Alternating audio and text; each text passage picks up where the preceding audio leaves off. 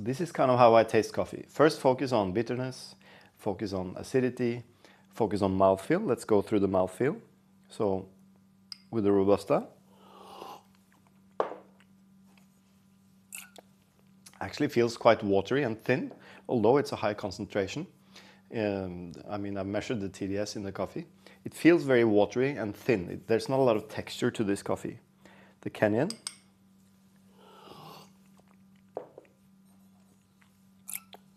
it's a little bit more texture to it, a little bit smoother, not as rough as this one, and it feels kind of a little bit oily and juicy, like mouth-watering.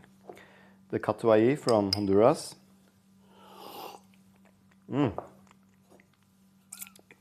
Feels very creamy, like you're eating cream, you know. Texture is like skim milk is very thin texture, cream is very thick texture. So that's kind of the mouthfeel we're tasting now. So mouthfeel is also for me very important. A coffee doesn't have to have a high or thick mouthfeel. It can also be a slim and elegant coffee, but it needs to have more attributes that backs that up. So with the slim and elegant coffee, I probably prefer higher acidity and more aromatics like floral and fruity notes. Let's taste the sweetness in these coffees. Again, Robusta instant coffee. Not very sweet. Robusta coffee is famous for being quite bitter and low sweetness, and this is no exception. With the Kenyan,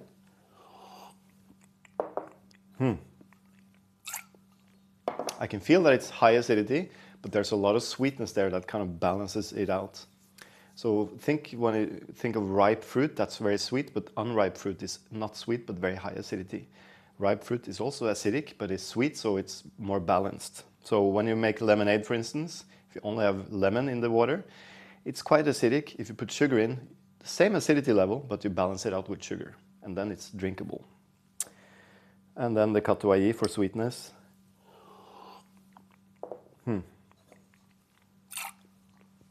Find it very sweet. It's kind of growing in the mouth. Delicious.